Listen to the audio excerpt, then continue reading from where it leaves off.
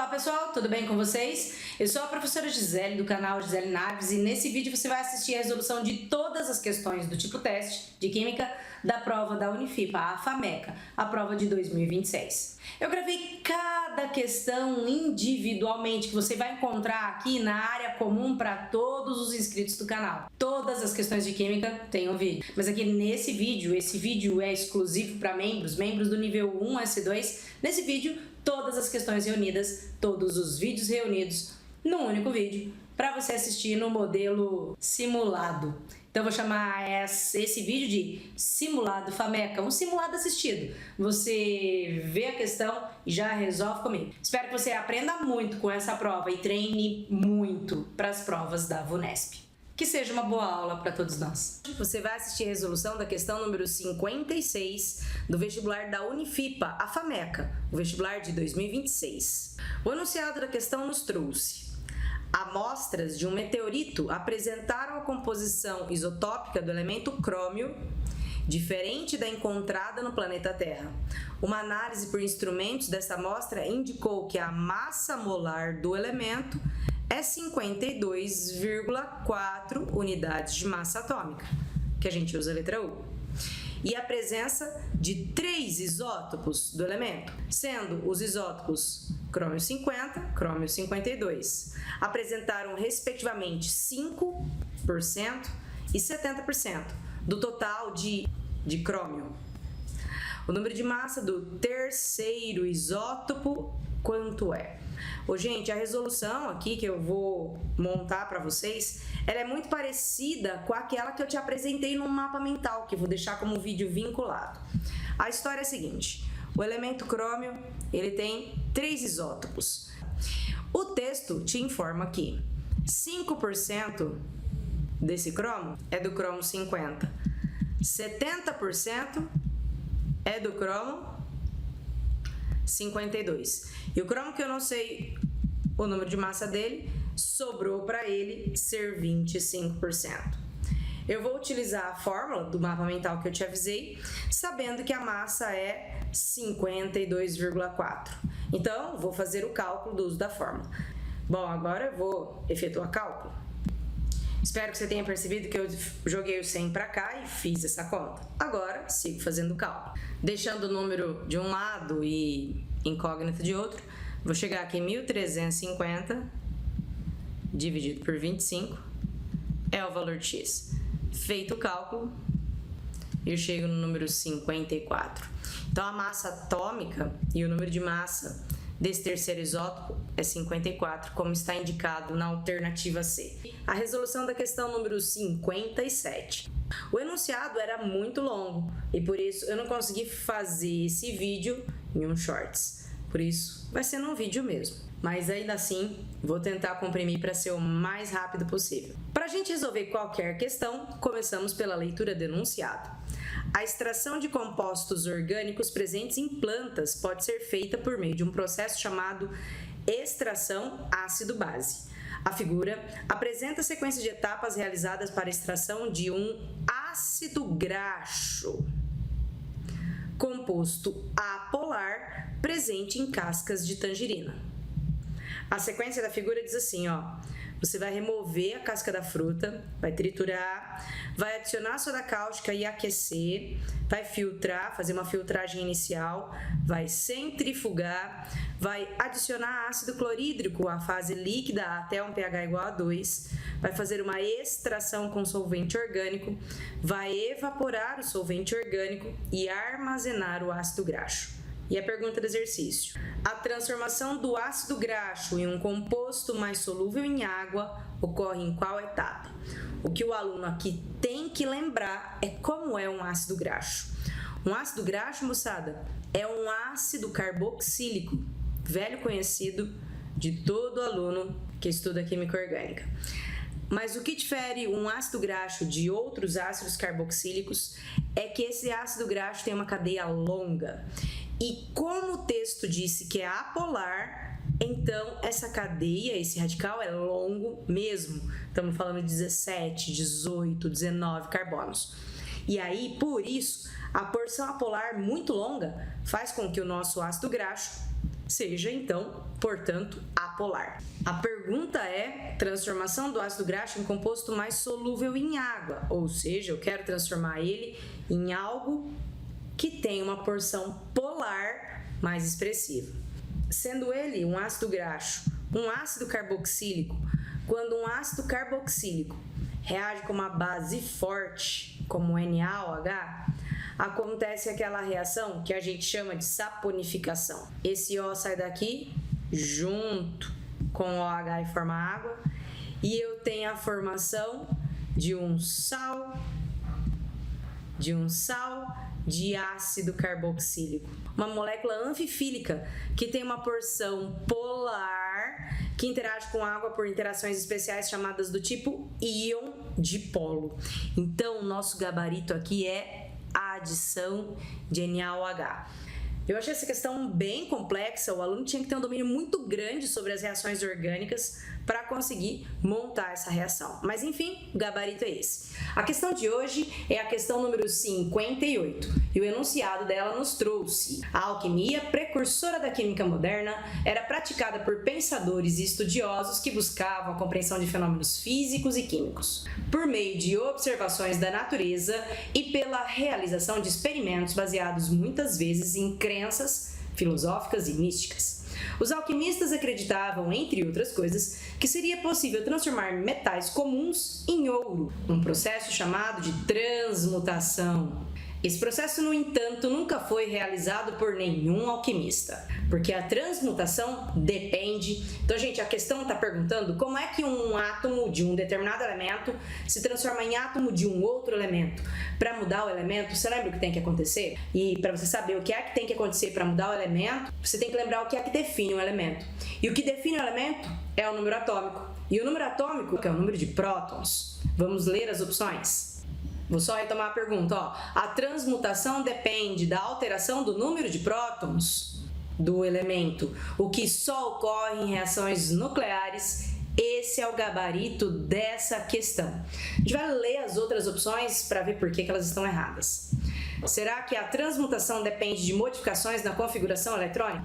Quando você muda a quantidade de elétron, é porque um átomo perdeu ou ganhou elétron, então ele fez uma ligação iônica. Não tem nada a ver com a alternativa B. Letra C. Será que a transmutação depende da quebra de ligação covalente que não existem nos metais? Bom, de fato, metais não fazem ligação covalente, mas a transmutação não tem a ver com quebrar a ligação covalente. Mas ainda assim, né? A gente sabe que existem alguns metais que fazem ligação covalente que fogem à regra do octeto. Então, não é essa, com certeza. Alternativa D. De temperaturas muito elevadas, inatingíveis em laboratórios da alquimia. Bom, gente, a transmutação depende de prótons do núcleo de um átomo e não de elevadas temperaturas. De fato, os laboratórios da alquimia não conseguiam chegar em temperaturas muito altas porque a gente está falando de uma época com menos tecnologia do que nos dias de hoje. A alternativa D também está errada. Letra E. A transmutação depende de catalisadores inexistentes na época que a alquimia era praticada. Gente, os catalisadores eram existentes, sim, nessa época. Eles talvez não fossem estudados na época da alquimia, mas eles existiam. Por exemplo, as enzimas são exemplos de catalisadores e elas existem desde sempre. Então, não pode ser essa. A questão quer saber se você tem noção de quando é que um átomo de um determinado elemento se transforma em um átomo de um outro elemento. Da prova de química, a gente vai resolver a questão número 59. E para começar a resolução dessa questão, a gente começa com a leitura do enunciado. O metilmercúrio, e tem a fórmula, é a espécie mais tóxica do mercúrio, sendo formada no ambiente quando íons mercúrio bivalente são adicionados ao metano por ação de bactérias. Sintomas neurológicos como formigamento, dificuldade de coordenação motora e tremores começam a aparecer em geral quando o nível de metilmercúrio no sangue apresenta a concentração de 0,5 microgramas por mililitro. Considerando que o indivíduo adulto apresenta em média 5 litros de sangue no organismo, os primeiros sintomas de contaminação por metilmercúrio começam a aparecer quando existir em sua corrente sanguínea uma massa total de metilmercúrio em miligramas igual a. Então, para a gente resolver essa questão, a gente tem que pegar a informação que deu aqui. É meio micrograma por mililitro. Vamos anotar isso. Meio micrograma é 10 a menos 6 gramas por 1 ml, porque ele disse 1 mililitro. O sangue da pessoa tem 5 litros. 5 litros, a gente vai anotar 5.000 ml.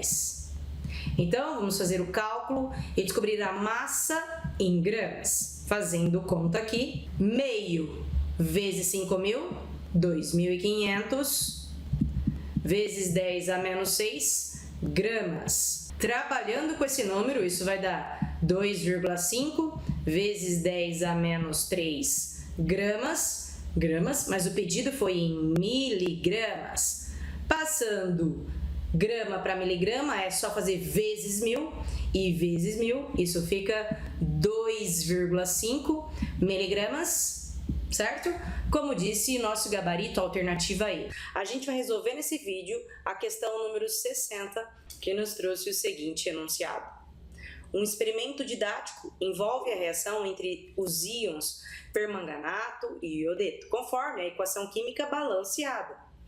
A massa mínima de iodeto, sabendo que a massa molar do iodo é 127 gramas por mol, em gramas, necessária para consumir todo o persulfato existente em 100 ml de solução de persulfato de concentração 0,2 mol por litro, é igual a relação de proporção entre eles é 2:1. Isso já nos mostra pelo balanceamento. E aí, não sei se você lembra como faz, e eu estou aqui para te lembrar. Quando a gente vai fazer titulação, você primeiro anota os dados debaixo da substância. Olha o seu texto. Bom, o que eu vou fazer é forçar descobrir a quantidade de mols. Isso faz parte do nosso passo a passo de como resolver titulação. Então vamos lá. Para começar a resolução, a gente anota assim. Se a concentração é 0,2 mol em cada 1 litro e o texto nos trouxe que são 100 ml, então 0,1 litro. Se eu multiplicar em cruz, o número que eu descubro aqui é a quantidade em mol do persulfato. Bom, sabendo a quantidade de persulfato, eu vou julgar na estequiometria a relação entre persulfato, 1, para iodeto, para 2. Como descobrimos que é aqui no persulfato é 0,02, então x', só para a gente saber que é a segunda descoberta nossa, 0,04 mol de iodeto. Bom, para a gente efetuar o cálculo, a gente vai consultar a tabela periódica ou pegar essa informação que está aqui, ó.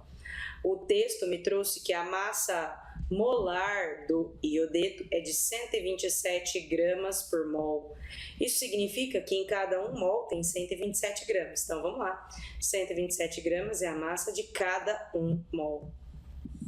A gente quer a massa em 0,04 mol.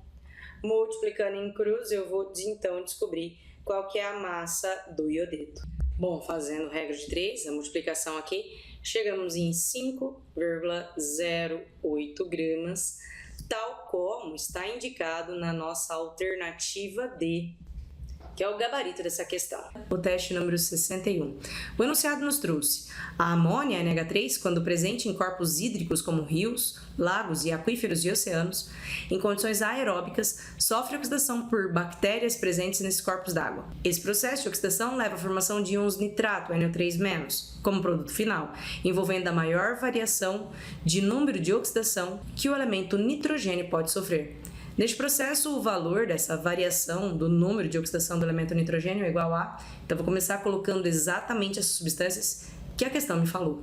A questão me fala que a amônia é convertida em nitrato. Eu sei que a equação não está completa, mas isso não me importa. O que eu quero saber aqui para responder esse exercício é qual é o NOx do nitrogênio nas duas situações. Eu vou deixar um vídeo associado de uma aula em que eu te ensino a calcular o número de oxidação dos elementos, ou o NOx, vamos dizer assim. E aí, o meu hábito é fazer assim. O NOx do hidrogênio é mais 1, gosto de circular NOx, e subo fazendo vezes. Mais 1 vezes 3, mais 3. O total, nessa substância que não tem carga, é 0. Portanto, esse nitrogênio é um nitrogênio menos 3. Como eu subo fazendo vezes, eu desço dividindo. Menos 3 aqui. Agora, vamos fazer a conta do nitrato.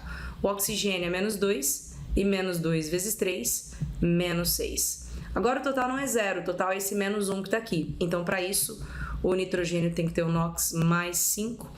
Sobe fazendo vezes, desce dividindo, mais 5 por 1, tem um nitrogênio só. Então, deu mais 5. Observa que o NOx do nitrogênio saiu de menos 3 para mais 5. E o total de variação é de menos 3 até 5. Do menos 3 até 0 deu 3. De 0 até 5 deu 5. Um total de variação de 8 cargas aqui. O que faz muito sentido, pensa comigo. O nitrogênio tem 5 elétrons na última camada. Para completar o octeto, ele tem que ganhar 3 elétrons. Ganha 3 elétrons, fica com carga menos 3. Outra opção seria o nitrogênio perder esses 5 elétrons. A gente sabe que, na verdade, é que o outro elemento é muito eletronegativo e puxa o elétron para ele, fica deslocado, vamos dizer assim. Então, ele poderia perder 5 e aqui é essa a situação. A variação de NOx aqui, ou a variação do número de oxidação, foi um total de 8 unidades que variaram aqui. Vamos resolver juntos a questão número 62, que tem esse enunciado que é longo, e para a gente enxergar algumas coisas eu vou ter que dar zoom no vídeo. Então, bora começar a questão 62 com a leitura do texto. A glicose, C6H12O6, participa de 2 fenômenos importantes. A fermentação alcoólica, ó, tá bem aqui a fermentação alcoólica, esse primeiro gráfico, e a respiração celular, segundo gráfico, aqui marcadinho para você. Na fermentação alcoólica produz-se o etanol, C2H6O, um biocombustível importante para a economia brasileira. E na respiração celular, os produtos são dióxido de carbono, CO2, e água. Os diagramas a seguir apresentam as variações de entalpias envolvidas na reação de fermentação alcoólica e respiração celular, como está indicado no gráfico. A pergunta é como que é a combustão do etanol de acordo com a reação. Então, observa que o reagente que está aqui nessa reação que eu quero descobrir também está aqui, nesse lugar. Nesse lugar está com 2 moléculas do combustível. Na equação tem só uma. Eu preciso lembrar desse detalhe que ele é importante. Está produzindo o gás carbônico e água. Está aqui o gás carbônico e água. Ô, gente, o que eu quero saber é quanto é a energia daqui até aqui. De etanol, né, álcool etílico, se transformando em gás carbônico. Então, eu quero saber o tamanho dessa flecha aqui. Eu sei o tamanho da flecha maior. Eu sei o tamanho dessa flecha menor e vou descobrir aqui. Então, pergunta. Com base nos diagramas apresentados, a entalpia de combustão do etanol é igual a... Bom, moçada, a estratégia que eu fazer aqui, ó, HP menos HR dos produtos. Então, vamos fazer assim, ó, ΔH é igual a HP de produtos menos HR dos reagentes. Fazendo o cálculo aqui, isso vai ficar menos 4.077 menos o dos reagentes que estão aqui, menos 1.341. Ô, gente, você vai fazer essa conta e vai chegar em menos 2.736. E até tem essa opção. Só que isso daqui é para essa reação aqui, ó, de 2 moléculas de etanol, 6CO2. E eu não quero 2 moléculas de etanol, quero uma só. Então é só pegar esse valor e dividir por 2. Então, esse valor aqui dividido por 2 vai dar o nosso ΔH da reação, porque isso daqui é em cada 2 mols de etanol e eu quero em cada mol de etanol. Pega esse número dividido por 2, eu chego em 1.368 kJ de energia, como está indicado na alternativa D. A questão número 63. O enunciado nos trouxe: o lançamento de esgotos em corpos d'água pode provocar variações da quantidade de oxigênio dissolvidos na água, dependendo do pH e da temperatura do sistema. A presença de íons H+, e oxigênio molecular na água provoca o estabelecimento do equilíbrio, representado pela equação que você está vendo na sua tela. Uma indústria de alimentos, ao monitorar o esgoto que seria lançado em um rio, verificou que a concentração de íon H+ nesse esgoto estava muito elevada, o que produziria a diminuição de oxigênio dissolvido na água do rio para valores abaixo do permitido pela legislação, indicando a necessidade de uma ação corretiva para o controle da acidez do esgoto. Nessa situação, uma substância que pode ser adicionada ao esgoto para garantir que a concentração de íon H+ se mantenha dentro dos limites permitidos pela legislação. Então, o ponto é que está com excesso de H+. Quem é que neutraliza excesso de H+? Substâncias básicas ou de solução básica. Uma das coisas que a gente mais tem feito aqui no canal é encontrar substâncias de caráter ácido ou de caráter básico. Neste caso, a questão é a gente vai procurar uma solução de caráter que neutraliza ácido. E quem neutraliza ácido é base. Então, Então foco nisso, vamos aqui. Esse aqui é um sal que gera uma base forte, ácido forte. Ele é um sal de solução neutra. Essa matéria chama hidrólise salina. Esse aqui gera uma base fraca e um ácido forte. Portanto, é um sal de solução ácida. Esse aqui gera uma base forte e um ácido fraco.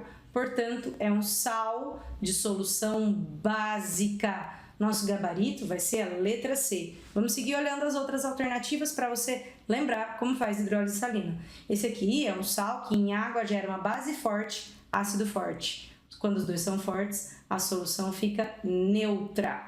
Esse aqui gera uma solução, uma base fraca e um ácido forte. Portanto, esse aqui é um gerador de solução ácida. Aqui a matéria é hidrólise salina. A questão número 64 nos trouxe o seguinte enunciado. Baterias de lítio-cloreto de tionila, LiSoCl2, são muito utilizadas na alimentação de equipamentos militares e aeroespaciais, devido à alta densidade de energia e de potência que elas fornecem. Operam numa faixa de temperatura bastante grande, de menos 54 a 120 graus Celsius, sem perda de suas propriedades e garantem uma das maiores DDPs para esse tipo de dispositivo. Considere as equações de redução. Então, as duas oferecidas são de redução, não precisa nem analisar. A questão me contou. Com base nos potenciais padrões de redução fornecidos, o elemento que sofre oxidação e o valor da diferença de potencial fornecida por uma bateria de lítio da pilha aqui são respectivamente. Vou fazer o cálculo primeiro, que é um pouco mais rápido. Como é que a gente acha a DDP de uma pilha? A gente pega o E maior e desconta o E menor, tal que esses dois E, ou esses dois potenciais, têm que ser do mesmo tipo. Então, o ΔE dessa pilha vai ficar o maior, 0,55, menos o menor, que é menos 3,05. É uma operação matemática. Isso aqui vai dar 0,55 menos, que multiplica menos, fica mais, 3,05. Efetuando esse cálculo, a DDP vai dar, então, 3,60 volts. E eu tenho só duas opções assim, e o resto foi eliminado. Vai ser descobrir quem é que sofre oxidação. Essa segunda semi-reação é uma reação de maior potencial. Então, ela tem maior potencial de redução. Então, essa espécie química sofre redução.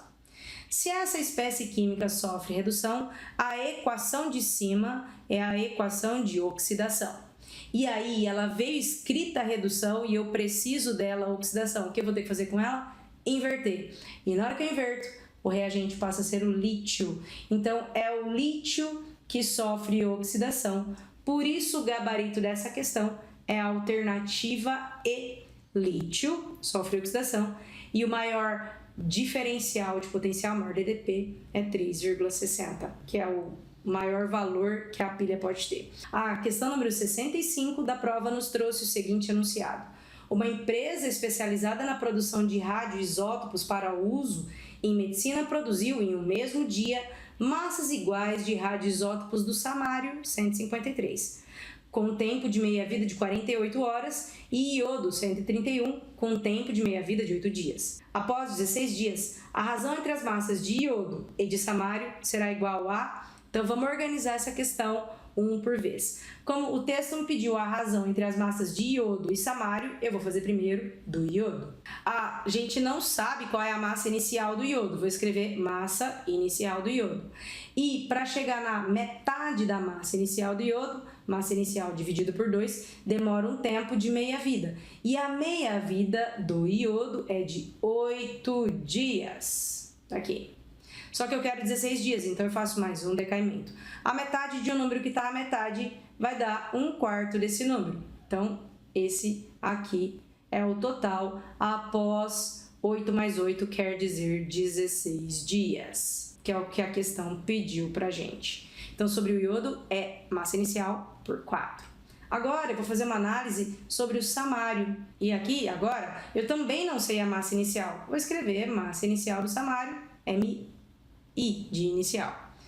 Para decair e vir até a metade, a massa inicial do samário chegou à metade, demora 48 horas. E, gente, 48 horas são 2 dias. E agora eu vou fazendo decaimentos até completar 16 dias. Me ajudem, ó. M1 sobre 4 foram 2 dias. M1, a metade de um número que está dividido por 4 vai dar 8 e foram 2 dias.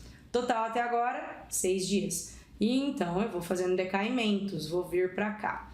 Mais 2 dias para chegar numa massa de dividido por 16. Então até agora 2 e 2, 4, 6, 8, vamos seguir. 32 e foram 2 dias. Parece que nunca vai acabar, né? A metade de um número que está dividido por 32 vai ficar 64 e foram mais 2 dias. Por 64, esse número vai dar 128, tá chegando, hein?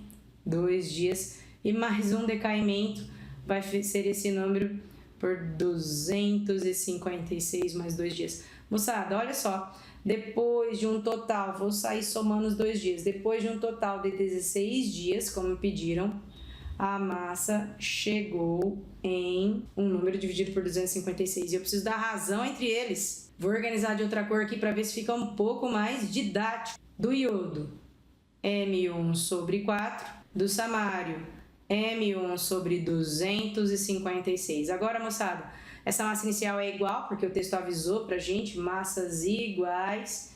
Vai ficar, copia o primeiro, multiplica pelo inverso do segundo.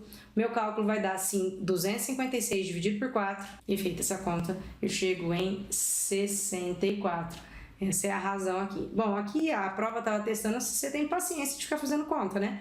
Porque a questão foi demorada, por quê? Porque era uma conta muito demorada. Mas não era uma conta tão difícil. É a nossa questão número 66. O enunciado nos trouxe uma das grandes dúvidas sobre a origem da vida na Terra pode estar mais próxima de uma resposta. Se as moléculas importantes para o organismo existem em versões espelhadas ou especulares, como se fossem a mão direita e a mão esquerda, porque as células selecionam apenas uma dessas versões. Mais impressionante, a mesma escolha vale para todos os organismos, que usam a versão da mão direita para açúcar e da mão esquerda para aminoácido, que fica marcado com L. O excerto revela que as membranas celulares selecionam isômeros ópticos específicos, ou seja, selecionam moléculas iguais, porém, uma sendo imagem especular da outra, que não tem a mesma facilidade de acessar o interior das células. De acordo com o excerto, as moléculas que contam com uma membrana celular acessam o interior a uma célula apenas em sua fórmula levógera. E aí vamos levar, ó, quem é levógero? Quem desvia para a esquerda, ou seja, tem que ser um aminoácido L. E aí, então, a questão era tão longa que eu tive que colocar em 2 telas pra gente. Vamos olhar agora aqui as moléculas que estavam na opção. A gente sabe que tem que ter o levógero e sabe que tem que ser um aminoácido. Para começar, vamos sair procurando carbono quiral. Olha, essa molécula A tem um grupo ácido, tem um grupo amina, mas ela não tem carbono quiral, vou cancelar ela. Essa molécula B não tem carbono quiral, a molécula C está lotada de carbono quiral, mas ela é um açúcar. Isso aqui acho até que é a fórmula da glicose, eu não vou me esforçar para isso, mas ela tem carbono quiral. A molécula D tem carbono quiral, é esse que eu estou marcando aqui, e ela é claramente um aminoácido, tem um grupo ácido e um grupo amina. E esse é o gabarito, porque ele pediu no texto que fosse uma molécula levógera. Vem ler, ó, vem ler comigo. Tem que entrar na fórmula levógera, e o texto disse que os levógeros que entram pelo lado, o isômero que desvia para a esquerda, são os aminoácidos. Então eu estava procurando um aminoácido, por isso que é a letra D e não a letra C. A letra E nem tem carbono quiral. A gente encerra agora a prova teste da Unifipa de 2026. Vejo vocês nos próximos vídeos e até mais.